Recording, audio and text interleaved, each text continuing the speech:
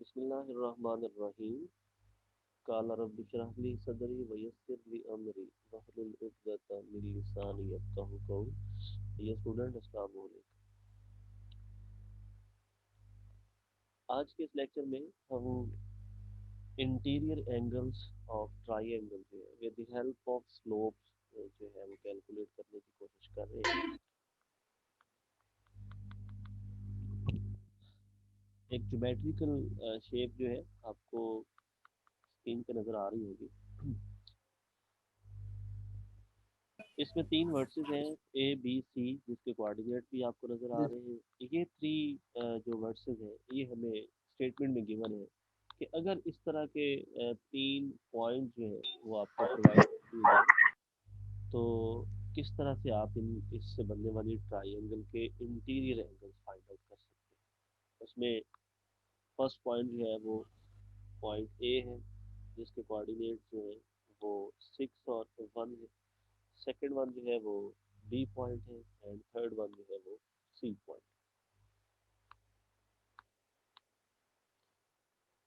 Statement के मुताबिक A B C अगर यही तीन कॉर्नर पॉइंट्स हों तो आप बड़ी आराम से जो है वो स्लोप्स फाइंड आउट कर सकते हैं। इससे बनने वाली जो थ्री साइडेड फिगर होगी उसकी हर साइड की स्लोप कैलकुलेट की जा सकती है। फार्मूला बड़ा सिंपल सा, y2 minus y1 over x2 minus x1, this one is slope m। M1 आपने जो ए बी के दरमियान में स्लोप निकाली, उसका आंसर -3/2 आ गया। M2 स्लोप जो है वो 7/4 आंसर आ गया और M3 जो है वो 2/3 आ गया। आफ्टर देन आपने इन कॉर्नर पॉइंट्स की मदद से ट्राइंगल ड्रा की एंड देन डायरेक्शंस का तयन किया। जैसे अगर आप पॉइंट ए की बात करें तो पॉइंट ए के ऊपर अगर आप यहाँ पे एक सर्कल बना लेते हैं तो इस सर्कल की मदद से आप इसकी एंटी क्लॉकवाइज डायरेक्शन जो है वो फाइंड आउट कर सकते हैं। ये डायरेक्शन जो है ये इसकी एंटी क्लॉकवाइज डायरेक्शन है। इसका मतलब M1 इसका स्टार्टिंग इसकी लाइन होगी या साइड होगी और M3 जो है वो इसकी टर्मिनल साइड कहलाएगी इस एंगल की। तो आप M3 से फार्मूला जो है वो स्टार्ट करेंगे -M1 एंड देन वैल्यू इसमें पुट अप करेंगे और कैलकुलेशन के बाद आप एंगल ए को फाइंड आउट कर लेंगे। आफ्टर देन पॉइंट बी की अगर बात करें तो यहाँ पे भी उसी तरह एक सर्कल लगाएं। सर्कल लगाने के बाद इसकी डायरेक्शन का डिसीजन करें। ये 12, ये 1, ये 2, यहाँ पे 3, 6 और ये 9। डेफिनेटली एंटी क्लॉकवाइज चल रहे हैं तो आपको इसके ऑपोजिट चलना पड़ेगा, 9, 6 ये 3 की तरफ। तो इट मीन्स आपके पास ये इसकी स्टार्टिंग साइड होगी और ये M1 जो है ये इसकी टर्मिनल साइड होगी। M1 से फार्मूला इसका जो है वो स्टार्ट किया जाएगा। नेक्स्ट अगर आप थर्ड एंगल की बेटे बात करें तो थर्ड एंगल में यहाँ पे अगर आप एक सर्कल ड्रा कर लेते हैं तो इस सर्कल में भी अगर आप डायरेक्शन मेंशन करना चाहते हैं, ये 12, ये 1, ये 2, यहाँ पे 3, 6 और ये 9, इसकी अगर आपने एंटी क्लॉकवाइज डायरेक्शन डिसाइड करनी तो बेटे यही इसकी एंटी क्लॉकवाइज डायरेक्शन होगी। इट मींस इसके लिए जो है वो M1 M2 जो है ये स्टार्टिंग साइड होगी और M3 जो है ये इसकी टर्मिनेटिंग साइड होगी। तो इस अंदाज से आप हर कॉर्नर पॉइंट पे जो है वो डायरेक्शन का डिसीजन कर सकते हैं कि किस साइड को जो है वो डायरेक्शन होगी और उस डायरेक्शन में इनिशियल साइड उसकी क्या बनती है और जो उसकी टर्मिनल साइड है, फाइनल साइड उसकी क्या बनती है। क्योंकि फाइनल साइड से ही आप फिर जो है वो एक्चुअल डायरेक्शन उसकी फाइंड आउट कर सकते हैं।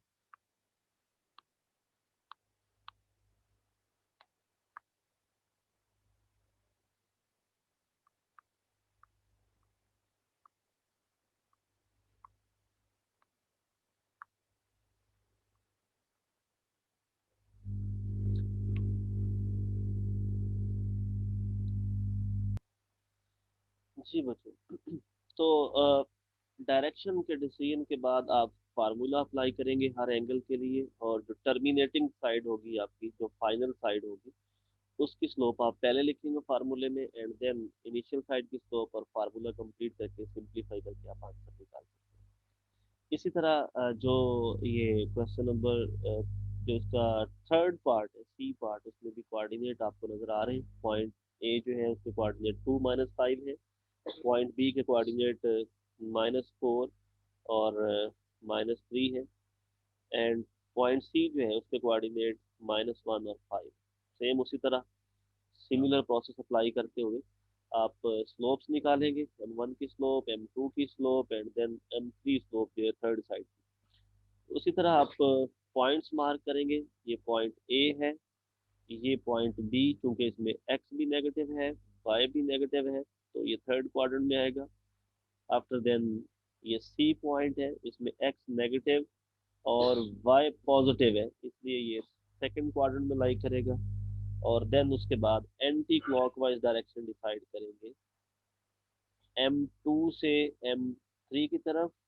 पॉइंट बी की बात करें तो M1 से M2 की तरफ, और अगर पॉइंट ए की बात करें तो M3 से M1 की तरफ एंटी क्लॉकवाइज डायरेक्शन होगी। ये डायरेक्शन के डिसीजन के बाद उसी तरह से बेटे फार्मूले लिखें, एंगल ए के लिए फार्मूला लिखें, वैल्यू पुट करें, उसमें सिंप्लीफाई करें, वहां से आपको एंगल ए मिल जाएगा। And after then angle B के लिए भी बेटे उसी तरह से ही फार्मूला लगाएं, वैल्यू पुट करें, कैलकुलेशन करें, इनकी सिंप्लीफाई करने के बाद आपको एंगल बी मिल जाएगा। देन एंगल सी के लिए भी फार्मूला लिखें, उसी तरह M3 M2 की वैल्यू पुट अप करें, एलसीएम लें, जो चीज़ें कैंसिल होती है उनको कैंसिल करें, और सिंप्लीफाई करने के बाद सिंपल आंसर जो बनता है वो लिखें। जैसे मेजर एंगल सी का आंसर 37 डिग्री बनता है। डी पॉइंट भी बेटे ऐसे ही 3 पॉइंट दिए हुए हैं। फर्स्ट ऑफ ऑल उसकी स्लोप्स निकालेंगे, M1 स्लोप फर्स्ट साइड की 4/7 आ गई, M2 स्लोप सेकंड साइड की -13/9 आ गई। इसी तरह थर्ड साइड की स्लोप M3 बेटे वो -17/2 आ गई। जब स्लोप्स आ जाए तो ज्योमेट्री ड्रा करें, ज्योमेट्री ड्रा करने के बाद किसी भी पॉइंट के ऊपर, पॉइंट ए है तो एंटी क्लॉकवाइज सर्कल एक लगा लें और उस डायरेक्शन में देखें तो ये M1 से शुरू होकर M3 की तरफ जा रही है। M3 को स्टार्ट पे लिखेंगे और -M1 लिखेंगे, एंड देन इसको कंप्लीट कर देंगे। इसी तरह एंगल ए फाइंड आउट करेंगे, जैसे कि यहाँ पे एंगल ए का आंसर 66.96 है। एंगल बी फाइंड आउट करेंगे, आफ्टर सिंप्लीफिकेशन बेटे इसका आंसर 85.05 है। And angle C find out करेंगे, जिसका आंसर जो है वो 27.99। नेक्स्ट ये जितने भी क्वेश्चन थे बेटे, ये सारे के सारे क्वेश्चन ट्राई एंगल के मुतालिक थे कि अगर हमें 3 वर्सेस दे दिए जाते हैं किसी भी ट्राई एंगल के, तो हम उसके जो है वो इंटीरियर एंगल्स फाइंड आउट कर सकते हैं। उसके बाद जो नेक्स्ट टाइप है क्वेश्चन की, वो बेटे क्वाड्रेटियल के मुतालिक है कि अगर आपके पास कोई भी 4 कॉर्नर वाली फिगर जो है वो दे दी जाए, आपको उसके 4 वर्सेस दे दिए जाए, कॉर्नर पॉइंट आपको दे दिए जाए, तो देन आप उसके इंटीरियर एंगल फाइंड आउट कर सकते हैं। इसी फार्मूले को सामने रखते हुए, इसी मेथड को सामने रखते हुए, इन्हीं लाइंस को फॉलो करते हुए आप उनके तमाम जो है वो इंटीरियर एंगल, यानी टोटल 4 इंटीरियर एंगल बनेंगे क्वाड्रेटिल के, वो आप फाइंड आउट कर सकते हैं बेटे। जैसे कि अगर आप इस क्वेश्चन की बात करें बेटे, क्वेश्चन नंबर 12 की, तो क्वेश्चन नंबर 12 में आपको वर्टेक्स ए दिया हुआ है, देन वर्टेक्स बी दे दिया है, वर्टेक्स सी दे दिया है, एंड वर्टेक्स डी जो है वो दे दिया है। आपने क्या काम किए, सबसे पहले आपने ज्योमेट्री ड्रा कर ली। ज्योमेट्री कैसे, आपने देखा वर्टेक्स ए में दोनों कंपोनेंट पॉजिटिव थे, एक्स भी पॉजिटिव, वाई भी पॉजिटिव, तो आपने कहा ये फर्स्ट क्वाड्रेंट में लाई करेगा। ओके, फिर चेक किया, जो पॉइंट बी था उसमें एक्स नेगेटिव था तो ये एक्स आ गया, वाई पॉजिटिव था तो ये वाई आ गया, इसका मतलब इस क्वाड्रेंट में लाई करेगा, पॉइंट बी ड्रा कर लेंगे। इसी तरह जो पॉइंट सी है उसमें दोनों ही नेगेटिव थे, इट मीन्स एक्स भी नेगेटिव था और वाई भी नेगेटिव था, तो क्वाड्रेंट बना आपका बेटे थर्ड। इसको आपने सी पॉइंट को थर्ड में मार्क कर दिया। अगर आप डी पॉइंट की बात करें बेटे, उसमें एक्स तो पॉजिटिव है, एक्स पॉजिटिव है और वाई नेगेटिव है डाउनवर्ड, इट मीन्स ये फोर्थ क्वाड्रेंट होगा। तो आपने फोर्थ क्वाड्रेंट में आने वाली स्लोप का नाम M4 जो है वो रख दिया। तो नंबरिंग लेबल बड़े आराम से करना है आपने। ये M1 एंटी क्लॉकवाइज, ये M2, फिर देन M3 एंड M4, ये M4 है बेटा। तो लेबल करने के बाद अब हमने इनको कैलकुलेट करना है। अब M1 जो है ये A और B के दरमियान में है, तो आप लिखेंगे slope of AB which is equal to M1। उसी तरह y2 माइनस y1, तो ये y2 है और ये आपका y1 है, वही चीज आपने लिख दी। और x2 माइनस x1, उसको बेटे लिख दिया। सिंप्लीफाई किया तो -1/7 इसका आंसर आ गया। इसी तरह जो सेकंड साइड थी इसकी, उसमें स्लोप M2 आ रही थी, तो वो बेटे स्लोप जो है कैलकुलेट की, उसका आंसर 7 आ गया। नंबर 3 पे बेटे आपने M3 की वैल्यू कैलकुलेट करनी है, वो C और D के दरमियान में आ रही थी, तो आपने वो वैल्यू कैलकुलेट की। वो -1/7, आई थिंक 1/7 होगा, क्योंकि यहाँ पे इक्वल की साइन होनी थी, 1/7।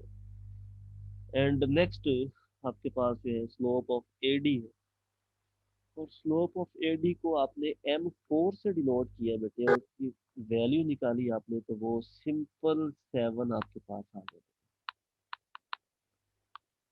जब ये ऑल फोर साइड्स की जो स्लोप्स हैं उनकी वैल्यूज आपके पास आ जाएंगी, देन आप सेकंड स्टेप स्टार्ट करने जाएंगे, और सेकंड स्टेप में आपने क्या करना है, डायरेक्शन का डिसीजन करना है। बेटे पॉइंट ए को उसी तरह आपने सर्कल मान, सेंटर मान लेना है, और अगर ये 12 है तो डेफिनेटली इस तरफ को एंटी क्लॉकवाइज डायरेक्शन होगी, तो ये एंटी क्लॉकवाइज डायरेक्शन है।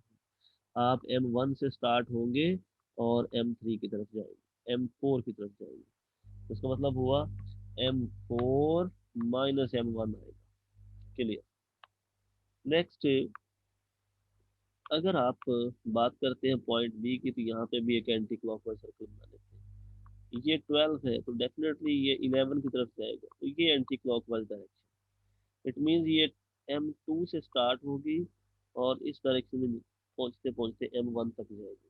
इसका फार्मूला फिर M1 से स्टार्ट होगा, M1 minus M2 and so on, आगे चलता जाएगा। नेक्स्ट वन जो है वो आपके पास सी पॉइंट है, इसकी डायरेक्शन भी अगर ये 12 है तो इसके ऑपोजिट इधर को होनी है। मतलब 12 के बाद यहाँ पे 1, ये 2, ये 3 वाली साइड पे नहीं, रिवर्स साइड पे जो एंटी क्लॉकवाइज डायरेक्शन बनती है उस डायरेक्शन में आपने मूव करना है। तो इसका जो इनिशियल पॉइंट होगा, फिर इनिशियल साइड वो M3 होगी और फाइनल साइड इसकी M2 होगी। सेम इसी तरह आपने M4 को भी जो है वो उसके बारे में भी डिसीजन कर लेना। जब ये आप डिसाइड कर चुके हो, फार्मूला लगा के वैल्यू निकाल चुके हो ऑल फोर एंगल्स की, देन आपके पास जो है वो आपका रिक्वायर्ड आंसर होगा जो आप फाइंड आउट करना चाहते थे। यानी टोटल क्वाड्रेटिल के 4 एंगल्स हैं, और वही 4 एंगल बच्चे आप फाइंड आउट करना चाहते थे। जी बेटे, आज के इस काम में, इस लेक्चर में हमने दो तरह की चीजें डिस्कस की हैं। एक उसमें बटे ट्राइंगल, अगर वर्सेस दिए गए हों तो किस तरह से ट्राइंगल के इंटीरियर एंगल निकालने हैं हमने। और सेकंड वन बेटे, अगर आपके पास जो है वो क्वाड्रेटियल हो, तो उसके जो 4 क्वाड्रेंटल एंगल आप कह लें, या आप कह सकते हैं कि उस क्वाड्रेटियल के जो इंटीरियर एंगल्स हैं वो आपने फाइंड आउट। जी बेटे, इसमें कोई बात आपने पूछनी हो, कोई चीज आपको समझ ना आई हो, कोई स्टेप आपके जो ऊपर से गुजर गया हो, तो आप बताएं मुझे, शाबाश। एनीवन। जैसे ट्राइंगल के हमने इंटीरियर एंगल निकाले हैं, सेम इसी तरह रेक्टेंगल के इंटीरियर एंगल निकाले।